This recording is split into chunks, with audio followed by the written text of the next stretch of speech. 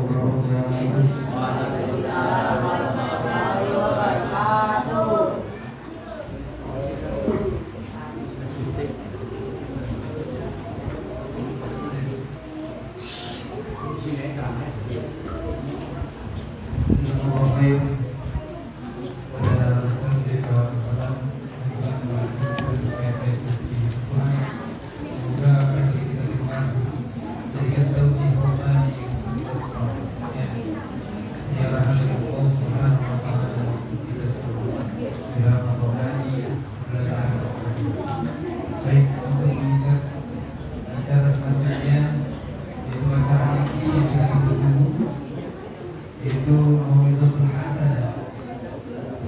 Pada kesempatan ini akan dibawakan oleh Ustaz Lukman Sayani, Ustaz Lukman Sayani MTD, atau dikenal dengan Ustaz Jofar kalau kita lihat di sini. Pada malam Ustaz Lukman Sayani MTD, waktu dan tempat kami persilakan.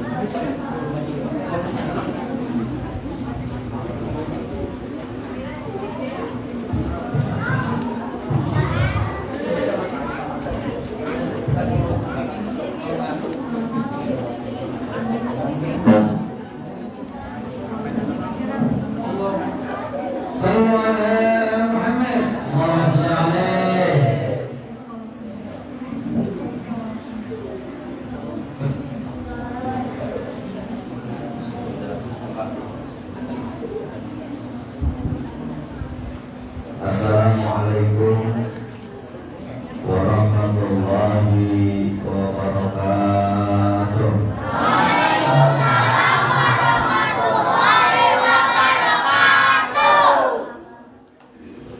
Ulangi. Ibu depan masih kedinginan. Jam salam sekali lagi ya. Biar kompak karena salam itu doa. Ketika salam dijawab, kita saling mendoakan, insya Allah dikabulkan Allah Subhanahu wa Ta'ala. Assalamualaikum warahmatullahi wabarakatuh. Waalaikumsalam warahmatullahi wabarakatuh. Alhamdulillahirabbil alamin.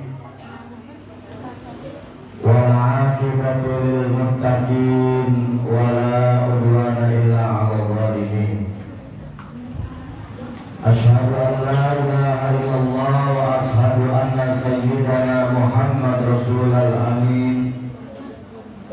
Allahumma shalli wa sallim wa karrim wa barik ala sayyidina Muhammadin wa ala alihi wa sahbihi ajma'in, amma ba'du. Subhanaka la ilma lana illa ma 'allamtana innaka antal alimul hakim. Wa la haula wa la quwwata illa billahil aliyyil azim. Asatidatul kiram, para guru, para kiai, para asatidat, para tokoh masyarakat, wabil khusus guru kita Al-Mukarram Ustaz Rahmatullah Ustaz Irwan, Bapak Haji Haryanto, pimpinan Majelis Qurbil Mustafa, juga panitia penyelenggara peringatan Isra dan Mi'raj, aparatur pemerintah, Bapak RT, Bapak RW Ahmad ya. Ada Pak RW? Oh, belakang. Oh, mantap. Doain Pak RW banyak umur ya. Juga yang kita hormati dan kita banggakan, Ibu Yeti Wulandari. Beliau adalah anggota dewan dari Gerindra. Sudah lama saya berteman dengan beliau, bahkan sudah beberapa kali ceramah di rumahnya. Ya, sekarang alhamdulillah ketemu di besar. Mudah-mudahan pertemuan kita malam ini tidak hanya di dunia, tetapi juga sampai di surganya Allah Subhanahu wa Ta'ala. Ya Rabbal. Bapak-bapak dan ibu-ibu, baik yang masih punya suami atau yang sudah jadi janda yang saya hormati. Saya tahu orang Ipal, Gampang, ini banyak yang janda. Coba yang janda ngacung tangannya. Nenek-nenek yang ngacung. Nenek-nenek itu pakai ngacung. Ya, yang ngacung itu janda kembang. Nenek-nenek juga janda kembang, tapi kembang Kamboja. Sebelum ngaji Samirah, kita kasih tahu janda bu.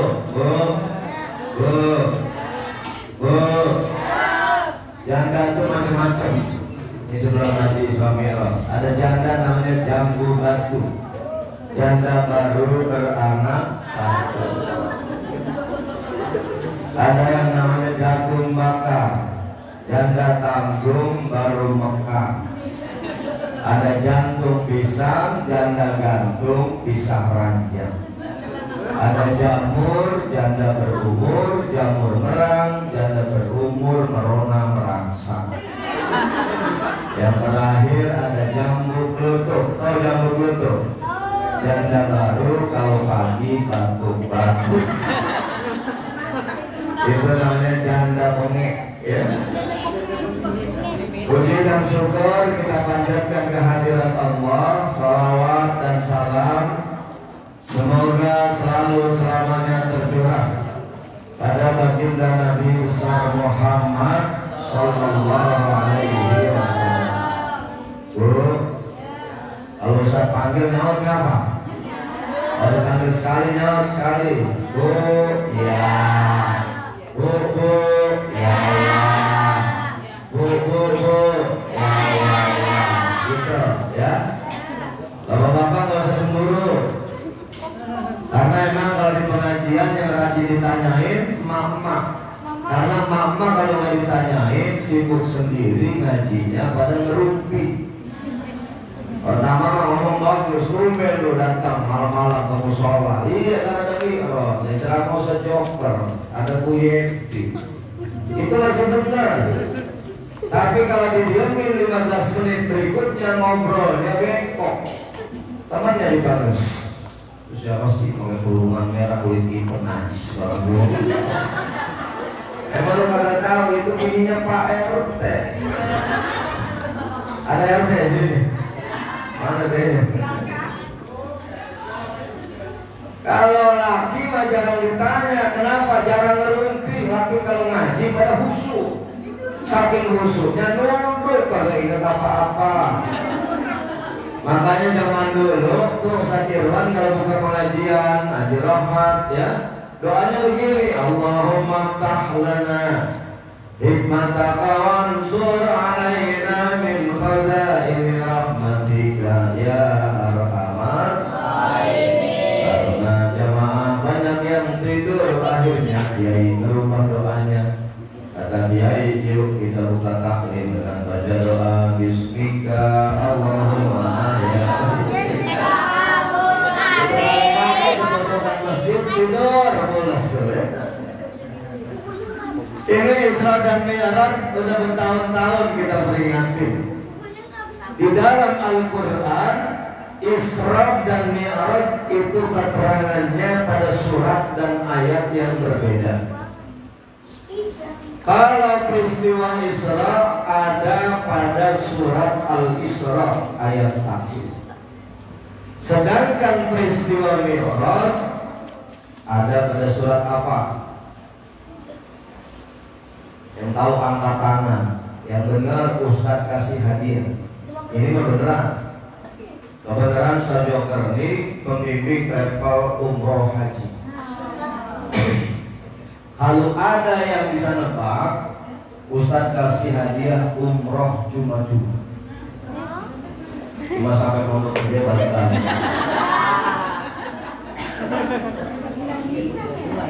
Bu Yeti udah kaget, oh mana sih?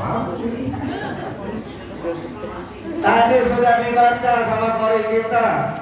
Ya, dibaca pertama tuh surat An-Najm, itu peristiwa Mi'raj. Dari ayat 1 sampai ayat ke-17. Wan najmi idza hawa. Ya. Ini merupakan ayat-ayat yang menjelaskan tentang peristiwa Mi'rajnya Nabi besar Muhammad sallallahu alaihi wasallam. Sekarang yang pertama kita bahas surat Al-Isra ayat 1. Ini satu ayat insya Allah bisa kita bahas dengan improvisasinya kira-kira 1 jam setengah. Siap apa enggak? Siap. Siap apa enggak? Siap. Saya enggak siap. Ini surat Al-Isra ayat 1 diawali kalimat tasbih. Subhanalladzi asra bi'abdihi lailan minal masjidil harami ilal masjidil alladzi barakna haulahu linuriyahu min ayatina innahu huwas samiul. Ya kompak lanjutinnya. Innahu huwas samiul. Baca salah. Samiul. Maknya dong. Samiul. Takut. Kalau sudah nerusin ayat ada lambat ya. Coba nih nerusin lagu nih. Senyum dulu. Senyum dari jauh. Kalau dia senyum tandanya hatinya mau. Oh, langsung mau aja. Ini innahu was-sami'ul basir. Bayangkan dulu drama di Brimo. Innahu was-sami'ul alim. Ini kenapa surat Al-Isra diawali kalimat tasbih dengan ayat subhana, artinya maha suci Allah. Rahasianya ada 3. Yang pertama kalimat tasbih subhana dalam surat Al-Isra ini adalah sumpah Allah dengan zatnya bahwa peristiwa Isra dan Mi'raj benar-benar terjadi dalam kehidupan Rasulullah sallallahu alaihi wasallam. Bisa pakai panjang gitu kali.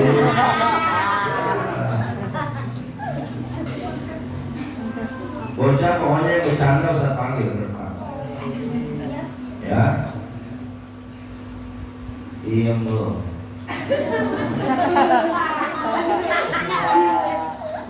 Pokoknya yang bercanda ke depan. Sampai mana tuh? Tidak sedikit umat Islam ketika mendengar peristiwa Isra dan Mi'raj itu kembali lagi kepada agama nenek moyang mereka. Kenapa? Karena keimanannya kepada Allah belum kuat di dadanya. Karena itu Allah yakinkan dengan kalimat tasbih subhana, artinya maha suci Allah. 1. Yang kedua kalimat tasbih dalam surat Al-Isra diajarkan oleh baginda Nabi setiap melihat sesuatu yang luar biasa. Umat Islam lisannya mengucapkan subhanallah, maha suci Allah. Lihat gunung yang menancap ke dasar bumi dengan kuatnya dia ucapkan subhanallah. Melihat langit yang membentang luas tanpa tiang dia ucapkan subhanallah. Melihat bumi yang dihamparkan oleh Allah, ini dia ucapkan subhanallah. Artinya setelah kalimat subhana dalam surat Al-Isra, Allah kabarkan peristiwa yang luar biasa, yaitu peristiwa Isra dan Mi'raj. Ingat ini, biar pulang bawa oleh-oleh. Kemudian yang ketiga, kalimat tasbih dalam surat Al-Isra ini menandakan perjalanan suci Isra dan Mi'raj. Ini maha suci Allah yang dijalankan, hamba Allah yang disucikan. Siapa? Nabi Muhammad. Nabi Muhammad selain maksum, terjaga dari perbuatan salah, hilaf dan dosa, jasmaninya disempurnakan oleh Allah.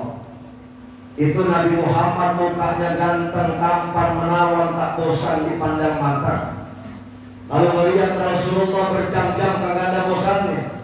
Bahkan dikabarkan Rasulullah pernah menyampaikan satu nasihat, dari waktu duha sampai asar, satupun jamaah tidak ada yang keluar dari majelis Rasulullah. Kenapa? Senangnya melihat wajah Rasulullah.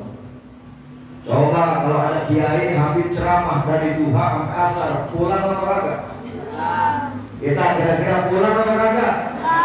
Bukan cuma pulang tuh kiai disumpahi, sambil bawa berkat pulang tuh kiai sambar gredek.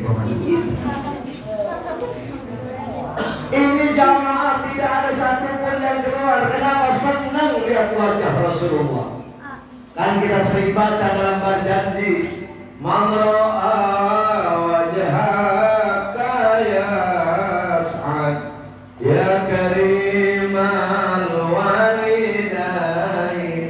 Itu siapa yang melihat wajahmu ya Rasulullah, itu hatinya tenang, hilang semua gundah gulana dan gelisah. Bahkan kalau ada sahabat punya masalah, kepingin ngadu masalahnya ke Rasulullah, belum ngomong baru lihat wajah Rasul, udah hilang masalah dalam kehidupan. Coba melihat muka kita, orang kagak punya masalah, lihat muka kita tambah masalah. Bu, Mas pada itu. Ini perjalanan suci nih, jasmaninya Rasulullah disempurnakan. Wajah tampan, kalau ngomong omongannya bagaikan mutiara. Kita sering dengar dibak tuh, di dibak ada. Wa idza takallama faka'annama dhurru yasqutu min dalikal kalam. Kalau ngomong Nabi Muhammad, omongannya bagaikan mutiara yang berjatuhan dari mulut Rasulullah. Kalau jalan di panas terik matahari, awan mengiringi Nabi, tidak nampak bayangan Rasulullah. Lalu berkeringat, keringatnya harum bagaikan minyak kasturi. Allahumma sholli wa sallim. Kalau Nabi salaman dengan tangan sahabat wangi sampai berhari-hari. Kalau Nabi jalan di jalan bab ini tipar, kita pada tidur, besok pagi kita tahu Nabi habis jalan siang. Dari mana tahunya? Wa idza marra bi tariqin urifa min tibi annahu qad arrabi. Itu ditiba. Kalau jalan di satu jalan Nabi udah enggak ada, kita tahu dari wangi yang ditinggalkan di setiap jalan yang dilalui. Kalau ada anak kecil main di sekitar Ka'bah, anaknya dipegang, digendong Nabi, bapak ibunya di rumah tahu anaknya habis digendong dan cium Nabi. Dari mana? Anak pergi bau, digendong Nabi, pulang berubah menjadi wangi. Ini jasmaninya disempurnakan oleh Allah. Kalau dibandingkan kita manusia biasa, kata Sayyidina Ali, itu jauh antara langit sama sumur. Kalau langit bumi masih dekat sama sumur. Kita mah manusia, laki, perempuan, ibu, walaupun alis disifat-sifatin, pipi dibedak-bedakin, bibir dimerah-merahin, tetap kemana-mana yang dibawa kotoran. Laki, perempuan punya lubang jumlahnya sama. Berapa? 9. Coba hitung kok. 2 lubang mata ditambah 2 lubang telinga jadi 4. Ditambah 2 lubang hidung jadi 6. Ditambah lubang mulut jadi 7, tambah lubang bawah depan jadi 8, tambah 1 lubang belakang jadi 9. Maaf, gue bilang lubang. Hah? Ini ngejorok ya. Nih, lihatin. Yang diproduksi dari setiap lubang manusia kotoran semuanya. 2 lubang mata yang keluar kotoran. Orang Sunda nyebutnya cile, orang Pipar nyebutnya belek. Ada yang suka ngumpulin belek saban pagi buat sarapan pagi? Ada nggak? 2 lubang telinga sama keluar kotoran. Tai kuping yang dirokan lagi disebut cong. Bukan ngomong jorok banget sengaja biar yang makan pada berhenti.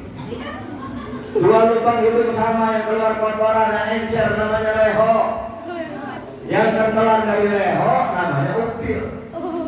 Mulut sama keluar kotoran, bahkan 2 tahun mulut kita selalu tutupin. Kenapa? Karena ada virus dan kuman.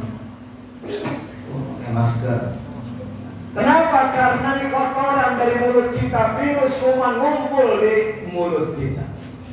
Lubang bawah depan kotoran keluar namanya tipis. Lubang bawah belakang kotoran keluar namanya bugis. Jadi semua lubang manusia ini yang diproduksi semuanya kotoran. Bolehlah kita mampu membersihkan kotoran jasmani. Mata dengan cuci muka, telinga dengan cotton bud, hidung dengan istisra, mulut kita sikat gigi, badan kita dengan mandi. Tapi terkadang yang lebih sulit membersihkan kotoran hati. Gak boleh tetangganya beli mobil baru dia yang sakit gigi. Ada nggak di Tipar yang begitu? Ada apa nggak di Tipar yang begitu? Ada, alhamdulillah. Gak boleh ada pengajian ramai langsung aja disinggung-singgung pengajian.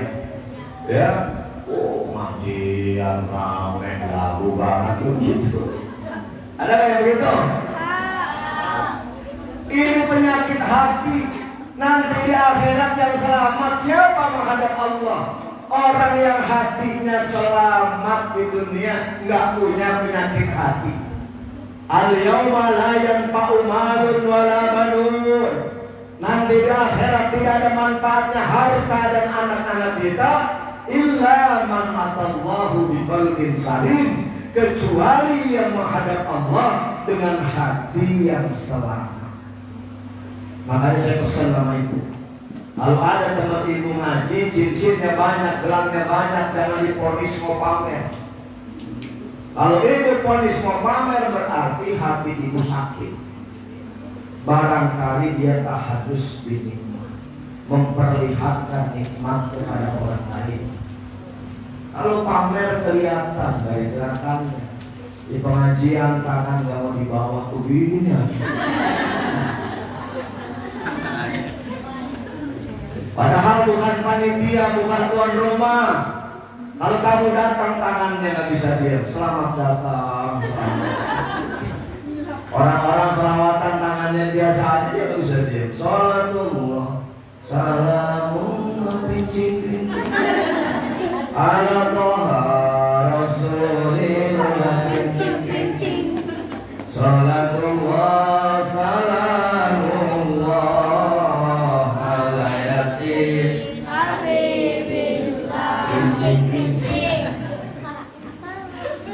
Ini ada orang baru pindah dari Jogja, ibu-ibu. Kata dia orang Jogja, orang Tipar sombong bener, tentang cincin banyak, gelang banyak. Oh, nggak mulu dari tadi. Nggak tahunya nih ibu-ibu dari Jogja yang baru pindah ke Tipar, giginya emas semua. Akhirnya dia pamer selawatan jadi rusak.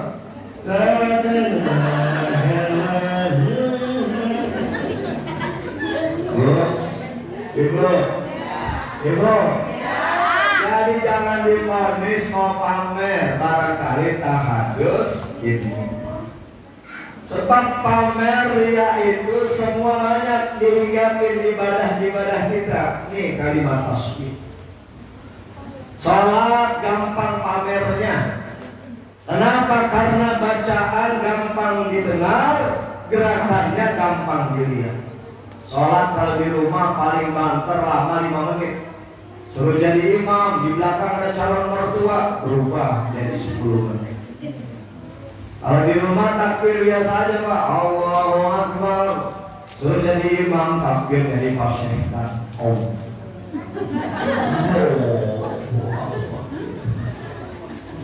Habis Fatihah rakaat pertama paling banter kalau di rumah yang dibaca triyokul. Kuliah, kalau juga binas, kulhu, beda-beda dikit, inna, tapi suruh jadi imam di belakang ada atasannya, itu habis Fatihah rakaat pertama Yasin. Bismillahirrahmanirrahim, Yasin. Allahu Akbar. Guru, ibu. Nah, ini baru kalimat tasbih, ya, subhan. Terus nih, terus. Dari sana.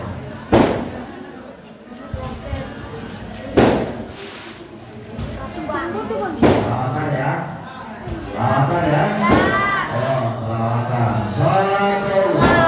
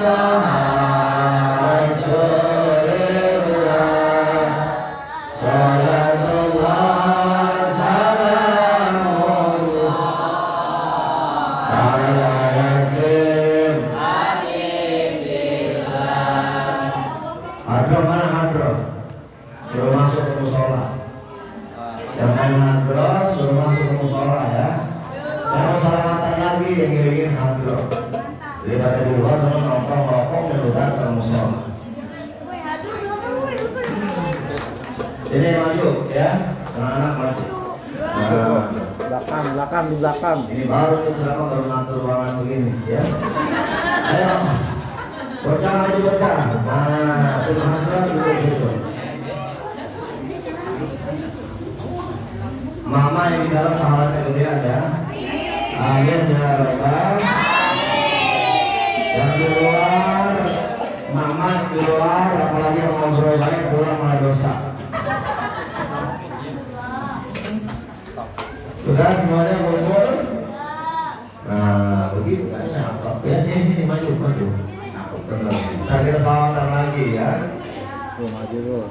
Bu, ibu, ibu, dan istri. Lihat aja tenang ya. Isra Mi'raj. Jarang-jarang tuh anggota dewan yang ikut ngaji sampai kelar. Biasanya habis sambutan, pamit pulang. Habis sambutan, pamit pulang. Ini Bu Yeti Wulandari dari dulu saya ngeliat begitu ya di Baraka dulu sama saya bareng begitu sampai kelar. Makanya agak salah beliau menjadi anggota dewan. Alhamdulillah.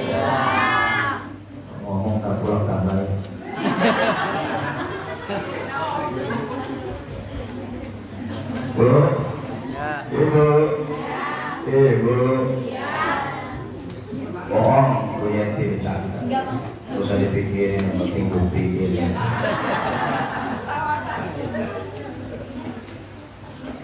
Kemudian lanjutannya minal masjidil haram minal masjidil aqsa. Dari masjidil haram ke masjidil aqsa. Masjidil haram adanya di Mekah. Masjidil aqsa ada di mana? Palestina. Tahu Palestina? Tahu kan Palestina? Di mana? Tahu ya? Palestina, tahu nggak? Nih, Ustaz kasih tahu. Palestina, Trubus belok kiri.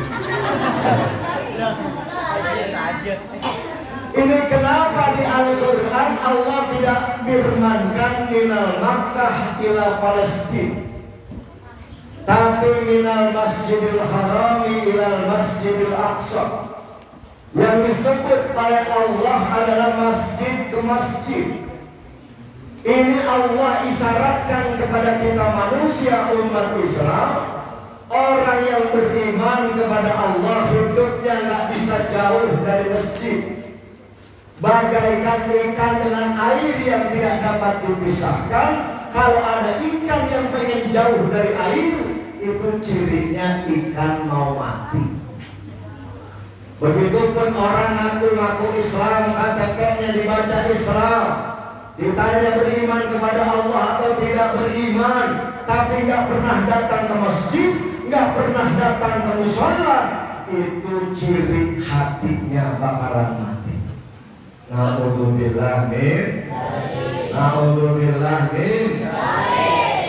Karena itu Bu, Ustaz pesan, kalau ibu punya suami ibu jarang ke masjid, itu cirinya suami solehah. Besok beliin mukena warna pink, ya Bu. Kalau punya suami jarang ke masjid dan musola sholat berjamaah, nanti malam Jumat suami tidur ibu deketin. Kemudian baca sholawat 10 kali, tahan nafas, tiup ubun-ubunannya. Ibu, doa biar suami senang datang ke masjid dan musola sholat berjamaah. Saya tahu ini musola apa namanya? Al-Hidayah. Al-Hidayah. Salah dikit nggak mesti. Saya tahu di musola Al-Hidayah. Saya kalau jam 4 suka lewat sini.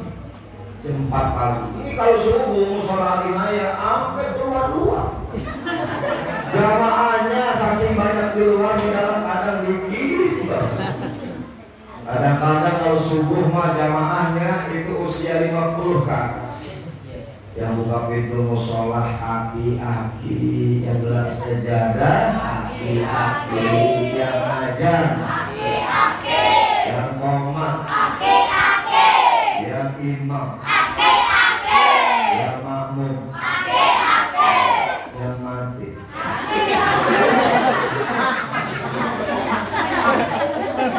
ini semuanya aki-aki. Yang ajar kalau dengar. Kalau anak muda yang ajar, semangat orang tidur, datang ke masjid dan musola. Oleh karena itu kata Imam Al-Ghazali, sholat jamaah itu diklasifikasikan kemuliaannya. Ada sholat jamaah yang paling rendah tingkat kemuliaannya, ibarat jualan orang paling murah, yaitu sholat maghrib berjamaah. Maghrib mah gampang, murah, anak kecil, aki-aki, anak muda pada datang ke musola. Kemudian yang lebih mulia dari maghrib sholat berjamaah zuhur. Ini supir, direktur, menteri istirahatnya bareng zuhur, udah masih. Yang lebih mulia dari zuhur asar. Ini sudah mulai sulit. Yang sedang di jalan tanggung nanti saja kalau sampai pada tujuannya. Yang lagi kerja tanggung kerjaannya. yang lagi di sawah tanggung dengan nyangkulnya, sehingga banyak orang yang sholat asar tidak berjamaah, bahkan sholatnya di masa injury time. Jam 5 sholat asar, datang waktu maghrib, Allahu Akbar, Allahu Akbar, ngomong orang kayak takwa banget, ya Allah, sekarang asar dekat banget ke maghrib ya. Iya bego orang terang aja sholat asar jam 5. Kemudian yang lebih mulia dari asar apa? Isya. Ini Isya saatul awabi, waktu-waktu yang mulia. Sehingga pada salafus saleh habis maghrib jarang pulang. Dia baca Quran, buat halaqah zikir, halaqah ilmu di majlis-majlis dan musalla serta masjid untuk menunggu datangnya waktu Isya berjamaah. Dan yang paling mahal dan paling mulia, sholat berjamaah adalah sholat subuh berjamaah. Illa min ibadihil mustafa, yang bisa sholat subuh jamaah adalah hamba pilihan Allah. Jangankan yang jauh dari masjid dan musalla, kadang 10 meter dari musalla, 10 langkah dari musalla, tanpa hidayah Allah berat datang ke musalla. Benar-benar, benar-benar. Kadang-kadang udah malas banget ke mushola, komen dulu. Itu mushola berisik banget, benar begitu. Na'udzubillah min. Ini orang yang beriman dengan masjid dan mushola, tidak pernah jauh, bahkan qalbuhu mu'allaqun bil masajid. Hati dan jantungnya bergantung di rumah Allah Subhanahu wa ta'ala. Dipilih oleh Allah yang bisa memakmurkan masjid dan mushola. Bangun masjid susah, tapi memakmurkan masjid jauh lebih susah. Bangun mushola sulit, tapi memakmurkan mushola jauh lebih sulit. Karena itu dipilih oleh Allah dalam surat At-Taubah ayat 18. Innama ya'muru masajidallah man amana billahi wal yawmil akhir wa aqamas shalah wa 'ata zakah wa lam yakhsha illallah fa'asa ulaika ayyakulu minal muhtadin. Sesungguhnya hanya orang yang benar-benar beriman kepada Allah saja yang mendirikan salat, mengeluarkan zakat, yang tidak pernah takut kecuali hanya kepada Allah, mereka lah yang mampu memakmurkan masjid dan mushola. Alhamdulillah. Alhamdulillah. Ngomong sarapannya gaang ya? Hah? Kenceng banget suaranya. Alhamdulillah. Bu, Ibu, mau dengar cerita? Saya mau cerita. Dulu ada orang yang alergi datang ke mushola masjid, tapi ditakdirkan Allah dapat nikah sama anak Pak Kiai. Begitu nikah sama anak Pak Kiai, tetap kedul datang ke masjid. Males, dinasehatin sama istrinya, Bang, abang ke masjid kenapa? Bang, mertua abang Kiai malu kalau ke masjid, omongin sama saya. Baik, Neng, abang ke masjid, tapi nunggu hari baik. Kapan? Hari Jumat abang ke masjid, sholat Jumat. Tapi tolong sampaikan sama abah yang Kiai, busana muslim yang masih bagus, yang udah gak kepake, tolong kasih abang. Besok pagi bininya datang ke rumah orang tuanya, minta pakaian yang masih bagus, dikasih kagak tanggung-tanggung. Suruh pakai gamis, sorbannya bernyengser, pakai igal gede, kayak beca, suruh bawa tasbih putirannya gede, kayak biji pinang. Dari rumah jalan setengah 12 sampai Masjid Al-Inayah penuh jamaahnya. Depan penuh, tengah penuh, belakang penuh yang kolong. Beduk yang kosong doang. Akhirnya dia duduk di kolong. Jamaah paling belakang kaget, subhanallah. Ini kiai besar kok duduknya di kolong beduk. Akhirnya DKM mesti dikasih tahu Pak Haji, itu ada kiai duduk di kolong beduk, suruh pindah ke depan. Dikasih tahu sama DKM masjid, Pak Kiai, tolong pindahnya jangan di kolong beduk, duduk pindah ke depan. Akhirnya kata Kiai, gak apa-apa saya di kolong beduk aja. Kata DKM masjid, subhanallah, ini Kiai rendah hatinya luar biasa. Karena dipaksa akhirnya mau juga ke depan. Begitu duduk di depan, DKM masjid langsung naik ke atas mimbar. Ngomongin, Jamaah sekalian, berhubung kita Jumat ini kedatangan tamu seorang ulama besar, untuk menghormati kepadanya maka petugas khotbah dan imam kita serahkan kepada beliau. Kira-kira bisa melanggar? Bisa. Ada. Bisa.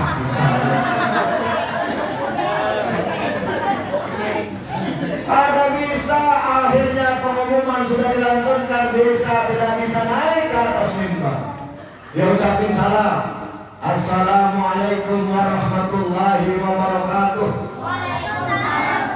Dijawab oleh jamaah dengan riuh rendahnya waalaikumsalam warahmatullahi wabarakatuh. Naik ke Bilal aja.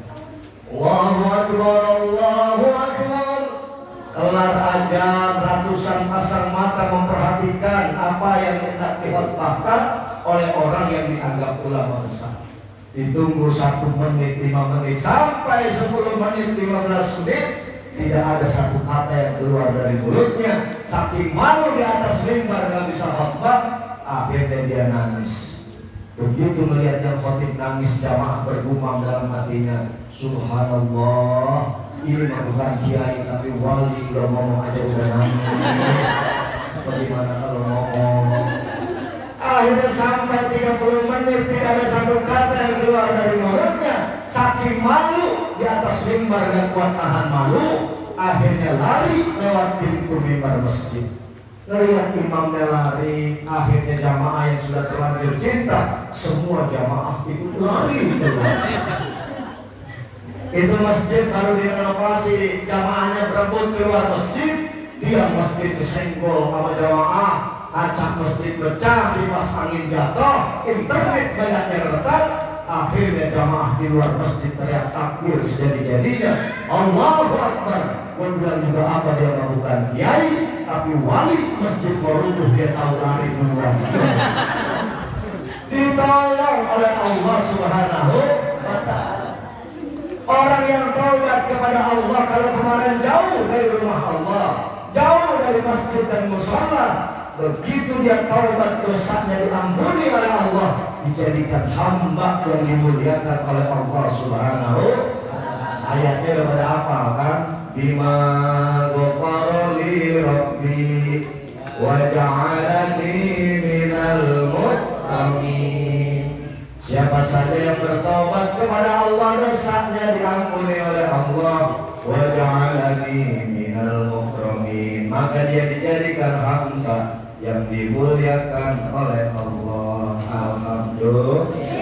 Alhamdulillah. Ada orang mau sholat jamaah subuh, begitu di pertengahan jalan, ya, akhirnya dia balik lagi salib, baju yang kotor ditanggalkan diganti dengan baju yang bersih.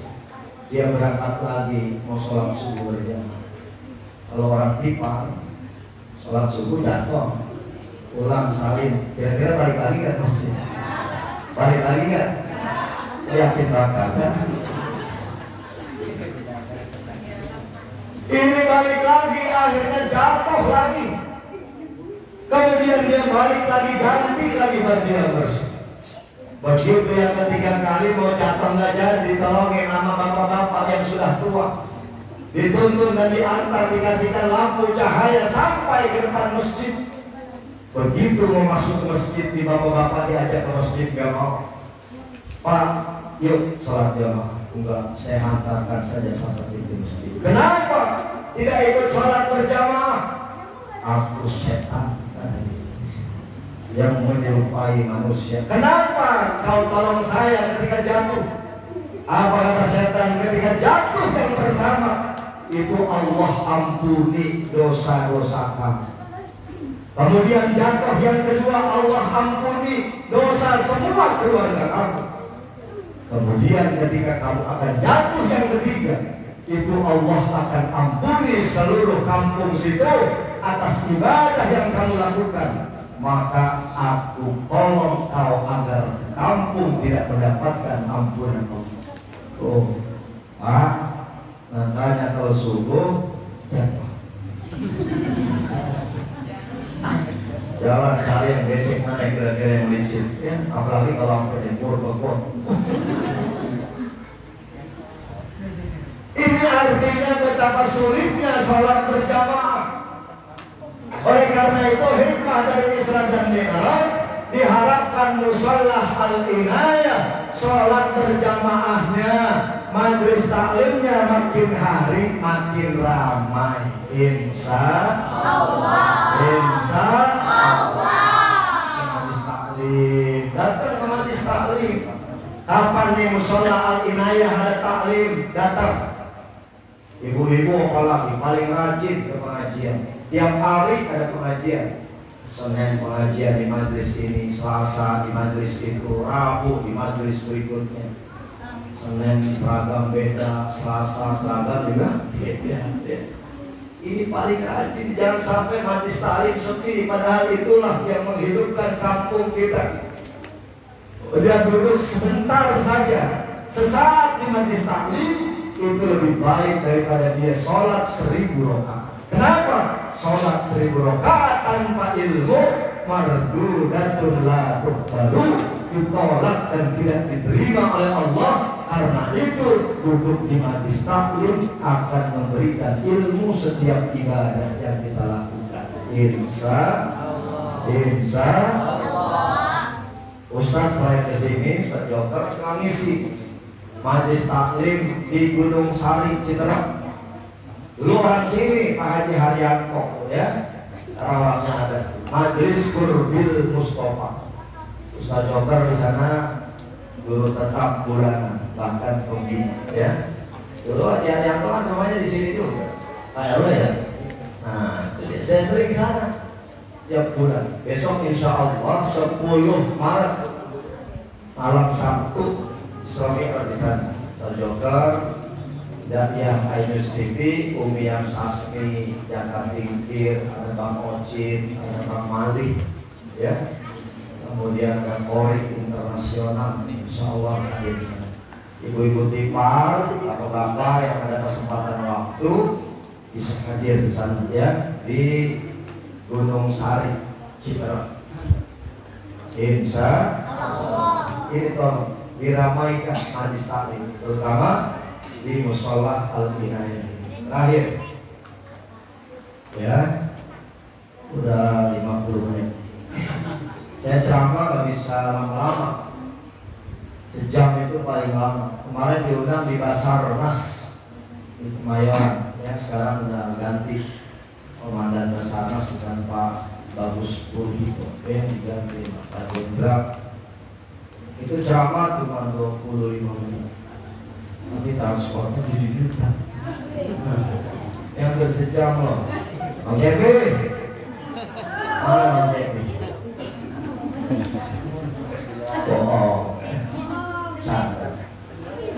Bu, terakhir nih, Isra dan Mi'raj tujuannya adalah linuriyahu min ayati. Ini baru surat Al-Isra, surat An-Najm. Allah tunjukkan tanda kebesarannya. Yang pertama Allah tunjukkan tanda kebesarannya adalah kebesaran Allah pada alam semesta. Ibu ayatnya apa nih, bapak-bapak juga tentang alam semesta. Wasamsu tajri li mustaqarri laha jalika haji wal qamara qaddarnahu manazila hatta adakal urjunil lasamsu yang bagilah tudrikal qamar wala laylu sabiqun nahar wa kullum fi falakin yasbahun. Itu ayat tanda kebesaran Allah di alam semesta. Wasamsu tajri, dan matahari beredar menurut poros yang telah ditentukan oleh Allah. Wal qamara qaddarnahu, dan bulan pun pindah-pindah dari satu tempat ke tempat lain, sehingga akhir bulan dahan tandan kayak sudah tua, kita kenal dengan bulan sabit. Itu beredarnya matahari, berpindahnya bulan tidak berubah sampai hari kiamat. Kalau berubah, berbenturan satu planet dengan planet lain, maka terjadilah kiamat. Bu, ibu, ibu, tong, tong, tong, tong, tong, tong.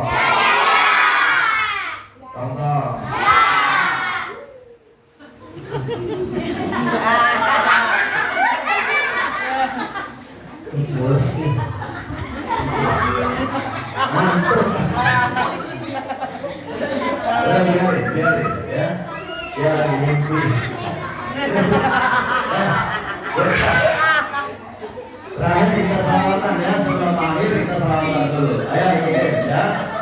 Amin selawatan. Insya Allah yang baca selawat 10 rahmat Allah setiap satu kali selawat kita dapatkan. Alhamdulillah. Ya. Salatullah salamullah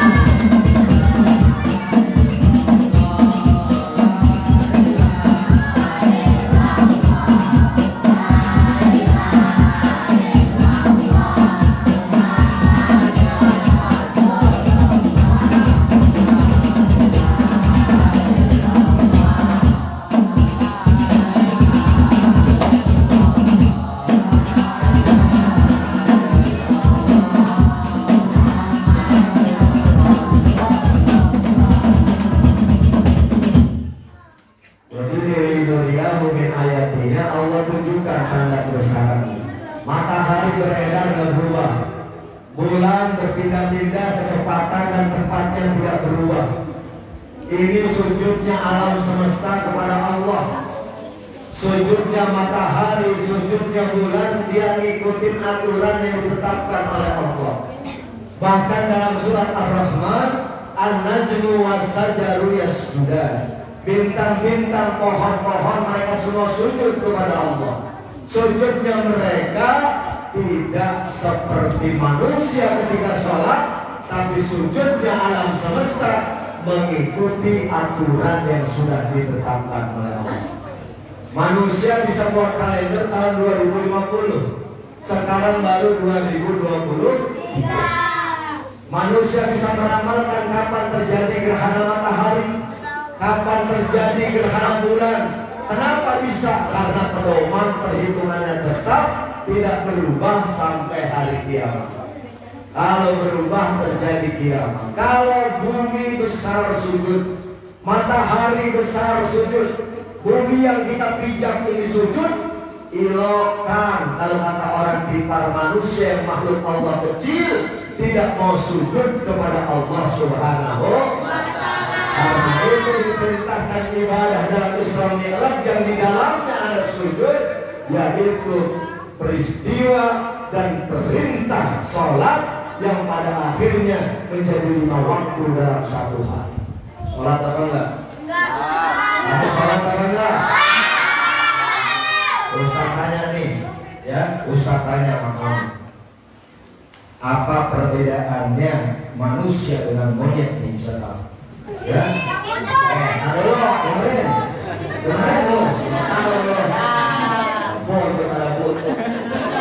Monyet bentuk juga ada, lu juga ada bentuknya. Cuma monyet bentuk di belakang, lu bentuknya di depan. Dengerin, ya, Ustaz tanya, kamu makan nggak? Monyet makan? Kamu minum nggak? Monyet? Kamu buang air besar nggak? Monyet? Kamu sholat nggak? Monyet? Nah, kalau ada manusia yang kagak mau sholat, berarti sama kayak monyet. Kalau kamu punya ibu kamu kagak sholat, berarti ibu kamu monyet.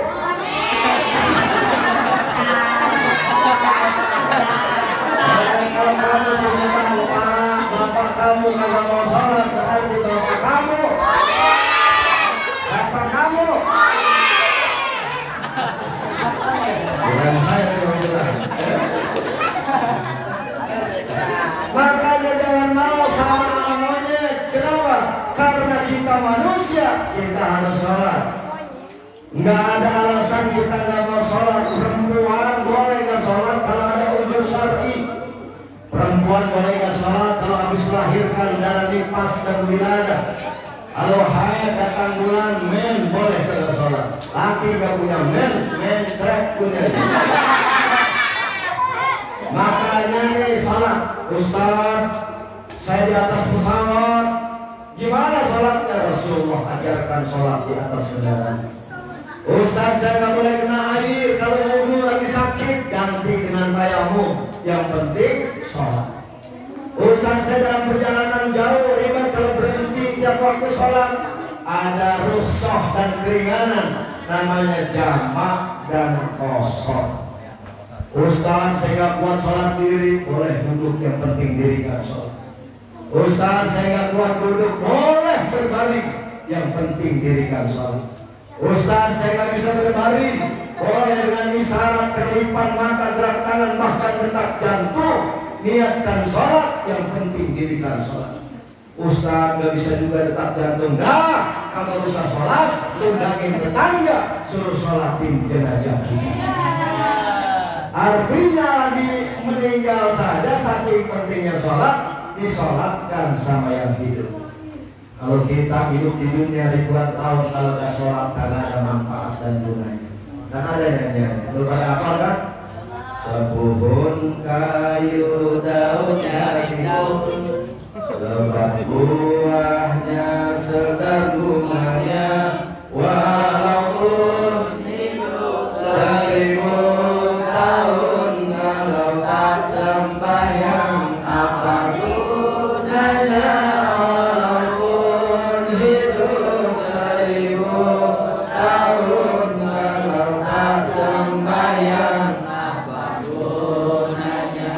Dipukul di palu berhari-hari, barulah ia sadarkan diri. Lanjutin.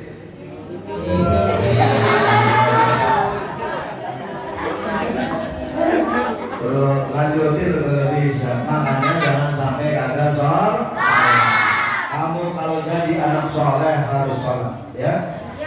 Kalau ngaku anak soleh tapi nggak sholat, bukan anak soleh, tetapi anak soleh, ya. Bukan anak yang berbakti kepada kedua orang tua. Kalau ibu nanya ke Ustaz, Bu, gimana caranya biar cepat punya anak soleh? Gampang. Kalau pengen cepat punya anak soleh, ibu kawin sama bang soleh. Insya Allah cepat punya anak soleh. Ibu lahir ke alam dunia tetangga datang ucapin tahniah. Selamat ya po, anak dia lahir cakep banget. Anak siapa sih? Anak soleh. Udah gedean dikit nyolong mangga, kayak ketahuan sama RT. Turun rokok, nyolong mangga mulu. Anak siapa lu? Anak soleh. Udah remaja tiap malam nongkrong di pos ronda, main gaplek sampai malam. Domeli dan RW, pulang betul. Tiap malam berada mulu. Anak siapa lu? Anak soleh. Kalau pengen cepat punya anak soleh begitu. Doain anak-anak kita yang hadir, semoga jadi anak yang soleh. Penegak sholat dan pecinta Al-Quran. Al-Fatihah.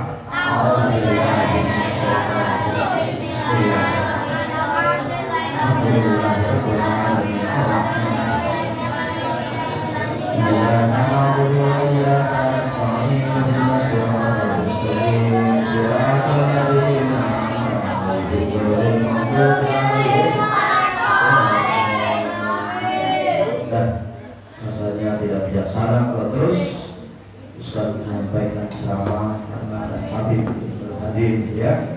Mudah-mudahan pertemuan kita ini bukan pertemuan terakhir, Bapak jangan kubur kita lagi dalam 3 acara. syiar Islam dan dakwah Islamiyah. Ini saja yang dapat saya sampaikan. Mohon maaf atas segala kekurangan. Terima kasih atas segala perhatian. Hadanallahu wa iyyakum ajmain. Assalamualaikum warahmatullahi wabarakatuh.